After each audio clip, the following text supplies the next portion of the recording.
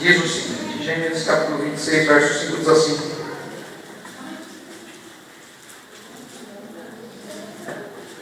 olha o que ele diz aqui, ó. Porque Abraão obedeceu a minha palavra e guardou os meus mandados, os meus preceitos, os meus estatutos e o que mais? Irmãos, ó, lei, estatuto, preceito e mandato são palavras sinônimas. É que aqui Deus está querendo ser enfático. Então Deus falou, ó, Abraão guardou a minha lei, a minha palavra, quer dizer. Ele guardou a minha palavra, guardou o meu estatuto, guardou o meu mandamento, guardou a minha lei, guardou o meu preceito. Ou seja, ele está querendo enfatizar que Abraão foi correto na guarda. Isso aqui, antes de haver os 10 mandamentos, então já existia uma lei. Só que essa lei não tinha sido escrita por quê? De Deus. Essa lei estava na cabeça do ser humano. Na verdade, antes de haver Bíblia, época de Abraão não tinha Bíblia. Porque quem escreveu a história de Abraão foi Moisés, anos depois de Abraão ter existido. Na época de Abraão, o que as pessoas entendiam como lei é o que é chamado na teologia de tradição oral. Era o pai que passava para o filho, e daí o filho passava para o neto para o bisneto para o tataraneto, e assim por diante. Um passando para o outro só de boca, e a pessoa ouvindo e prestando atenção. Então Abraão recebeu dos seus pais, recebeu do seu pai, lá de Terá, lá na terra de Ur, alguma influência da lei. Por isso ele foi feito. Depois ele recebeu do próprio Deus, porque Deus falou que de Abraão ele faria uma grande nação, e que nesta nação seriam benditas o quê? Todas as nações da terra, todos os povos do mundo. Então Abraão tinha conhecido a lei de Deus. E aqui diz que Abraão foi fiel em tudo. Então Deus ele testou o povo com relação também à obediência. Isso nós vemos outro resquício de que a lei já era guardada, já existia. E aqui o resquício é relacionado ao sábado. Porque Deus, ele testou o povo com relação à obediência da lei no deserto antes do Sinai. Êxodo capítulo 16, verso 28 mostra isso. Porque os 10 mandamentos estão em Êxodo 20. Agora capítulo 16, verso 28 diz assim: então disse o Senhor a Moisés: até quando recusareis guardar os meus o quê? E as minhas? Porque o povo no sábado foi colher maná. Então, o sábado, a guarda do sábado, ela é um ponto de teste, porque o sábado já é uma lei conhecida do povo. A lei cerimonial moral, vamos pensar um pouco nisso aqui rapidamente, que é um assunto que nós até já falamos um pouco por alto hoje. A cerimonial ela foi escrita em um livro por Moisés, foi colocada ao lado da Arca da Aliança. Nós vemos isso na passagem de Deuteronômio 31, versos 24 a 26, que diz assim: tendo Moisés acabado de escrever integralmente as palavras desta lei no livro, deu ordem aos levitas que levavam a Arca da Aliança do Senhor, dizendo: tomai este livro da lei e ponde-o ao lado da Arca da Aliança do Senhor vosso Deus, para que ali esteja por testemunha contra ti. Então a lei que Moisés escreveu estava como? Ao lado da arca, ou seja, fora dela. Agora, a lei de Deus, a lei moral, escrita por Deus, com o seu dedo, em tábuas de pedra, e foi colocada onde? Dentro da Arca da Aliança. Olha o que diz Hebreus 9, 3, 4. Está bem ruim aqui, mas você vai entender. Ali está melhor, se você olhar ali. Aqui diz assim, ó: por trás do segundo véu se encontrava o tabernáculo, que se chama o Santo dos Santos, ao qual pertencia o altar de ouro para o incenso e a Arca da Aliança totalmente coberta de ouro, na qual estava uma urna de ouro contendo maná, o bordão de Arão que floresceu e as tábuas da aliança. Sabe o que são as tábuas da aliança? Os 10 mandamentos escritos pelo dedo de Deus. E esses estavam dentro da arca. Ou seja, existe uma diferença, um grau de importância maior. Porque essas coisas que estavam dentro da arca representavam o poder, a soberania, aquilo que Deus já consultou. Isso é o que estava dentro da arca. O que estava fora representava as leis que deveriam reger a nação. E Jesus e a lei? Em Efésios capítulo 4, versos 14 a 16, diz assim: porque Ele é a nossa paz, o qual de ambos fez um. Sabe o que é ambos aqui? Judeu e gentil. Por que de ambos fez um? Porque os judeus se separavam do gentil. E o judeu dizia: porque eu sou circuncidado, eu sou melhor que toda a humanidade, porque eu estou salvo. Você que é incircunciso, você é um condenado, você é filho do diabo. O judeu falava isso. Só que voltando aqui, ele é a nossa paz. Por que ele é a nossa paz? Porque quando ele morreu na cruz, ele fez de ambos judeus e gentios um. E tendo derribado a parede de separação que estava no meio, a inimizade, aboliu na sua carne a lei dos mandamentos na forma de ordenança. E daí muita gente fala assim, está vendo? Ele aboliu lá os 10 mandamentos. Porque lá diz, não matarás, não adulterarás, não tem forma de ordenança. Porque Deus está ordenando que não é fazer nada. Então, aboliu. Vamos continuar. Porque aqui fala que ele tirou a parede de separação. Vamos pensar. Para o gentil, antes de Jesus, matar era algo normal ou era contra a lei? Sempre foi contra a lei. Roubar era algo normal ou era contra a lei para o gentil? Então vamos pensar. A ideia moral de matar e de roubar, ela era comum para gentil e judeu, sim ou não? Era comum ou não era? É comum para você hoje, sim ou não? Você não acha comum não? Então você pode roubar, você pode matar? Espera aí, você concorda que pode roubar? Então você concorda com a lei dada lá no Monte Sinai? Mas você concorda que você é adventista ou porque você é ser humano? Vamos pensar, a Dilma é adventista? A Dilma é... Vamos fazer. A Dilma é a favor do roubo? Não é, irmãos, ela não é. Resposta errada, não é a favor do roubo. A Dilma falou que o governo dela não tem corrupção, mas ela não é a favor do roubo. Então a Dilma é presidente do país, é por isso que eu estou pegando isso. Se você chegar para ela e perguntar para ela, a senhora é a favor do roubo, o que ela vai responder? Sim ou não? Ela vai responder não, porque ela não é crente, ela não vai na igreja, ela não é adventista. Entendeu? Ela sabe que roubar é errado. Pode ser até que a gente ao lado dela roubando, mas ela sabe que roubar é errado. Eu estou querendo defender ela, tá? Se for continuar com a mesma ideia que você tem em relação a ela, ela não vai falar que roubar é certo, ela não vai falar que matar é certo. O partido dela não. De jeito nenhum vai falar que matar é certo. Eles são contra até policial que mata bandido, então imagina. Para eles matar é totalmente errado. Então, matar e roubar é para todo mundo ou é só para o judeu? Então vamos pensar, matar e roubar separava o judeu do gentil, sim ou não? Não separava.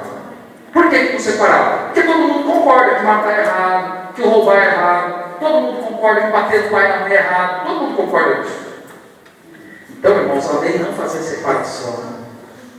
Sabe o que fazia separação? A circuncisão, a cerimônia. Isso fazia separação. Tanto que fazia separação que lá no passado, nas Olimpíadas, você sabe o que é a circuncisão, né? Se você não sabe, é a famosa operação de fimose, viu? Todo mundo já entendeu o que é, né? Mas a mesma coisa, Só que a circuncisão é um rito religioso. Mas os judeus, lá no passado, nas primeiras Olimpíadas, que não estão registradas aí. Agora vai ter o Olimpíada do Rio de Janeiro, né? A Olimpíada do Rio de Janeiro vai ser uma maravilha. Nós estamos pagando bastante para a Olimpíada aqui, viu? Você não vai, eu não vou ver o jogo, mas eu estou pagando também, estou pagando, todos nós estamos pagando. Mas daí o que acontece? A Olimpíada de hoje, todo mundo corre lá, né, e tal, de roupa, né? Só que na época dos gregos, o pessoal corria pelado. Olha que sem vergonha esse pessoal. Era pelado. Era peladinho mesmo. Só que tinha judeu que queria disputar a Olimpíada. E para o judeu, sabe o que era vergonhoso? Não era estar pelado, não. O vergonhoso era ser circuncidado. Você sabia disso? Então, sabe o que o judeu fazia para disputar a Olimpíada? Ele fazia uma operação para reverter a fimose. Isso quer dizer, para encapar o que está descapado. Acho que você já entendeu o que eu queria dizer. Eles faziam uma cirurgia para encapar de novo. Ou seja, eles pegavam uma perna de pele, jogavam por cima para ficar igual aos outros povos. Porque era vergonhoso para o judeu ficar desencapado, porque isso fazia a diferença. Você entendeu o que eu estou querendo dizer? Você sabe o que eu estou dizendo, não precisa mostrar desenho, não é? Tá bom, todo mundo entendeu. Isso fazia diferença. A circuncisão separava. Porque com a circuncisão o judeu achava, eu sou melhor. E ele falava, gentil, você é um perdido, porque você não tem a marca de Deus, que é a circuncisão. Agora entendendo isso, vamos ler de novo. Porque Ele é a nossa paz. Porque Ele é a nossa paz. Porque Ele, de ambos fez um. Tendo derribado a parede de separação que estava no meio, a inimizade, aboliu na carne, na sua carne. Porque o que separava? Não era a carne? E na carne dele ele aboliu. Tá? Né? Não quer dizer que ele fez cirurgia, não é isso. Ele aboliu o que morreu na cruz. Ele aboliu na sua carne aqueles mandamentos em forma de ordenança, para que dos dois criasse em si mesmo um novo homem fazendo a paz, e reconciliasse ambos em um só corpo com Deus, por intermédio da cruz, destruindo por ela o quê? Por isso que Paulo fala que agora a circuncisão é da onde? É do coração. Se você ler o livro de Jeremias, quando fala da nova aliança, fala assim: eu imprimirei aonde as minhas leis? No coração. Ou seja, Deus está querendo dizer o seguinte: o meu negócio não é prepúcio. Quem entende o que eu estou falando, entende que ele entende a cacete. Meu negócio não é prepúcio, meu negócio é coração. O meu negócio não é circuncisão, o meu negócio é o seu coração. É isso que Deus está querendo dizer. E quando Jesus morre na cruz, ele fala assim: ó, eu acabei com a separação. Mandamento em forma de ordenança. Essa ordenança é a ordenança cerimonial, que ordenava todo homem a no oitavo dia ser cortado, ou na vida adulta, se aceitasse o judaísmo depois de adulto. Isso é. Mas isso não quer dizer que acabou com os 10 mandamentos, porque os 10 mandamentos não separavam as nações. Além disso, veja o que Jesus diz em Mateus 5, 17 e 18: não penseis que vim revogar a lei ou os profetas? Não vim para revogar, vim para cumprir. Porque em verdade vos digo, até que o céu e a terra passem, nem um hilo ou um tio passa, jamais passará da lei até que não se cumpra. E aqui em Mateus 5, Jesus começa a dar exemplos da lei. Ele dá o exemplo de matar e dá o exemplo de adulterar. Ou seja, ele mostra que lei ele não aboliu. Tá bom? Agora vamos falar das mudanças da lei. Mas Satanás, irmãos, ele tenta mudar a lei de Deus. Daniel capítulo 7, 25 mostra isso. Proferirá palavras contra o Altíssimo, magoará os santos do Altíssimo e cuidará em mudar os tempos e a lei. E os santos que são entregues nas mãos por um tempo, 2 tempos e metade do tempo. Satanás, ele tenta destruir, ele tenta mudar. Satanás, ele quer fazer de tudo para acabar com aquilo que Deus fez, principalmente o que Deus fez com o seu próprio dedo. Por isso que por 1260 anos Satanás buscou mudar a lei, prosperando em alguns momentos.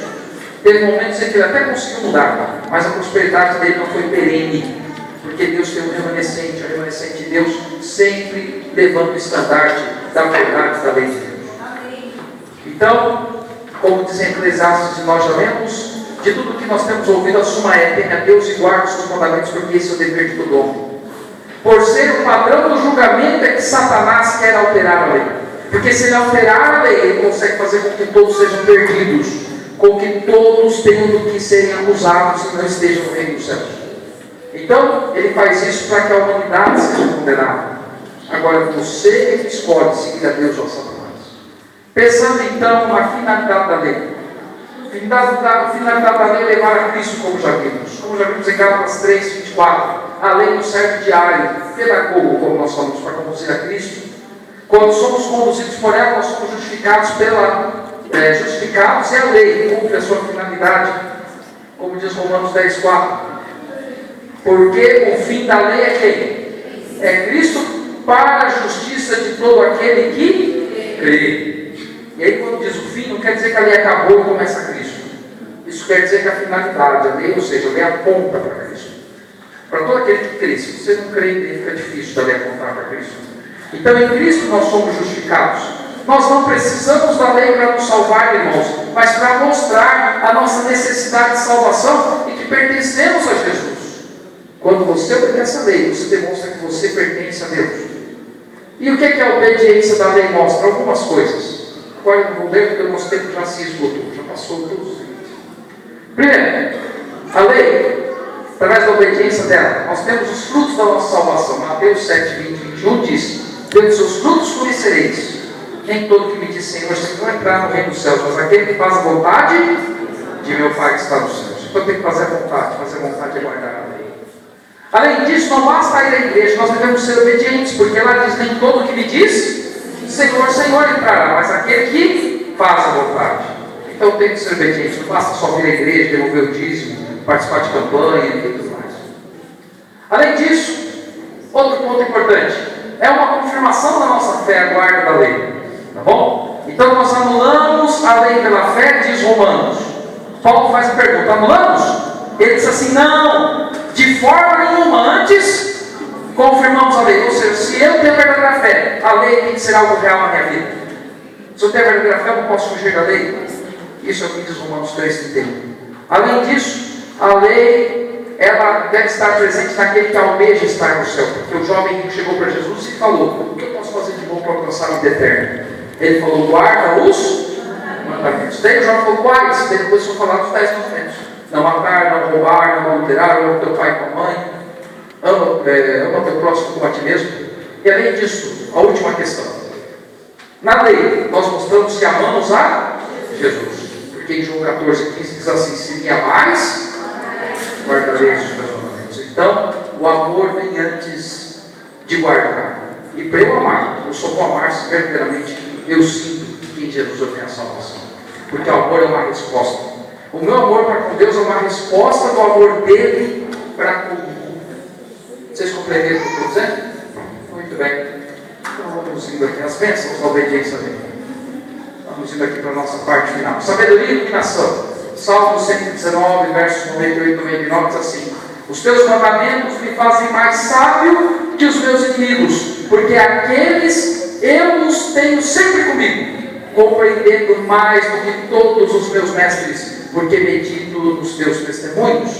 Além disso, traz paz e justiça. Isaías 48, 18 diz: se tivesses dado ouvido aos meus mandamentos, então seria a tua paz como um rio, e a tua justiça como as ondas do mar.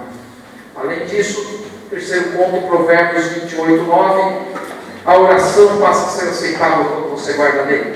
O que desvia os ouvidos de ouvir a lei, até a sua oração será abominável. Então, eu desvio os ouvidos de ouvir a lei de Deus. Quarto ponto, traz também proteção contra as enfermidades.